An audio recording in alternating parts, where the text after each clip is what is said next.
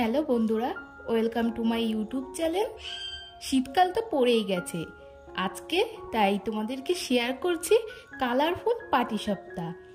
যারা মিষ্টি খেতে পছন্দ করে না বা যেসব বাচ্চারা মিষ্টি জিনিস খেতে পছন্দ করে না, তারাও কিন্তু এরকম কালারফুল পাটিসাপটা দেখে অবশ্যই খাওয়ার জন্য বায়না করবে। আর ভেতরের পুরটা কিন্তু আমি ক্ষীর দিয়ে তৈরি করেছি, তাই অবশ্যই ভিডিওটি স্কিপ করবে না।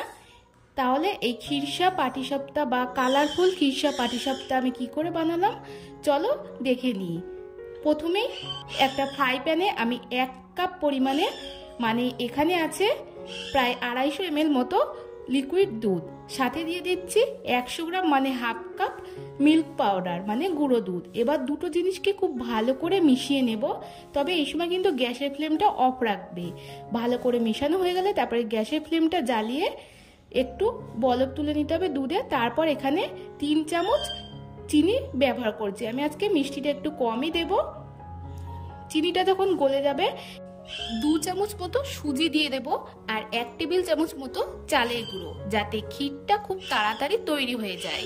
এবার সমস্ত কিছুকে খুব ভালো করে মেশাতে থাকবো যতক্ষণ না একটা ডোতে তৈরি হয়। দেখো আস্তে আস্তে ক্ষীরটা কিন্তু জমে যাচ্ছে। এভাবেই আমি প্রায় 10 মিনিট লো ফ্লেমে নাড়াচাড়া করে নিয়ে ক্ষীরটা তৈরি করে নিয়েছি। চলো এবার পাটিসাপটার ব্যাটার তৈরি করতে আমাদের কি কি লাগছে দেখে দিই। প্রথমেই নিয়েছি ময়দা, তারপর আছে 1 কাপ দুধ, হাফ কাপ সুজি, মানে এখানে কিন্তু 100 গ্রাম সুজি আছে, আর নিয়েছি চিনি পরিমাণ মতো, চালের গুঁড়ো আর পরিমাণ মতো লবণ। যে যতটা পরিমাণে খেতে চায় সেরকম অনুযায়ী চিনিটা তোমরা ব্যবহার করতে পারো। এদিকে একটা মিক্সিং জার নিয়েছি, জারের ভেতর আমি সুজিটা দিয়ে দিচ্ছি আর দিয়ে দেব সাথে 1 কাপ পরিমাণে দুধ। এবার এই দুটো উপকরণকে খুব ভালো করে ব্লেন্ড করে নেব। ব্লেন্ড করা হয়ে গেলে একটা বাটিতে আমি নিয়ে নিচ্ছি আর মিক্সিটা একটু জল দিয়ে ধুয়ে সেই জলটাও দিয়ে দিয়েছি। এবার আমি প্রথমে এখানে 3 চামচ মতো ময়দা দিয়ে দিচ্ছি, পরে যদি লাগে আর একটু ব্যবহার করব। আর 3 চামচ মতোই চিনি দিয়ে দিচ্ছি, চিনিটা কিন্তু আগেই বলেছি তোমাদের স্বাদ মতো ব্যবহার করতে পারো। এবার দিয়ে দিচ্ছি 1.5 টেবিল চামচ মতো চালের গুঁড়ো।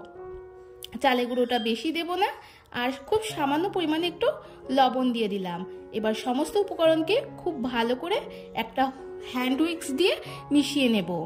দেখো খুব ভালো করে আমার মেশানো হয়ে গেছে। ব্যাটারটা একটু ঘন লাগছে, তাই একটু জল দিয়ে ভালো করে ব্যাটারটা আবারও মিশিয়ে নেব। আমার কিন্তু পাটিসাপটার ব্যাটারটা দেখো একদমই তৈরি হয়ে গেছে।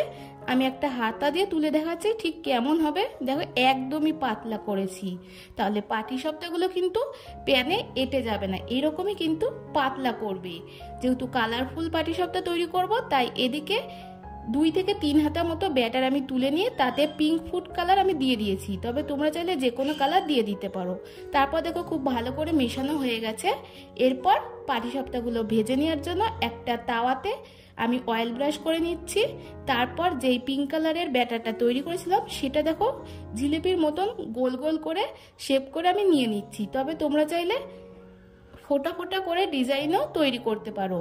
তারপর কিছুক্ষণ একটু সেদ্ধ হয়ে যাওয়ার পর সাদা ব্যাটারটা আমি ওপর দিয়ে খুব ভালো করে ছড়িয়ে দিচ্ছি।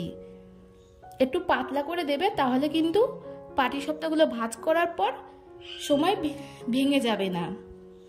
দেখো সাদা ব্যাটারটা দিয়ে আমি কিছুক্ষণ রেখে দিয়েছিলাম, তারপরে যে পুরটা তৈরি করেছিলাম সেই পুরটা লম্বা করে নিয়ে মাঝখানে দিয়ে দিলাম। এবার একটা খুন্তির সাহায্যে দেখো খুব আস্তে আস্তে আমি কিন্তু পাটিসাপটাগুলো রোল করে নিচ্ছি যাতে না ভাঙে। একটু পাতলা করে দিয়েছিলাম বলে দেখো কত সহজে কিন্তু পাটিসাপটাগুলো তৈরি হয়ে যাচ্ছে আর একটু কিন্তু ভাঙেনি। এবার কিছুক্ষণ সেঁকে নেওয়ার পর পাটিসাপটা তুলে নেব। আমাদের কিন্তু পাটিসাপটাগুলো একদমই তৈরি হয়ে গেছে।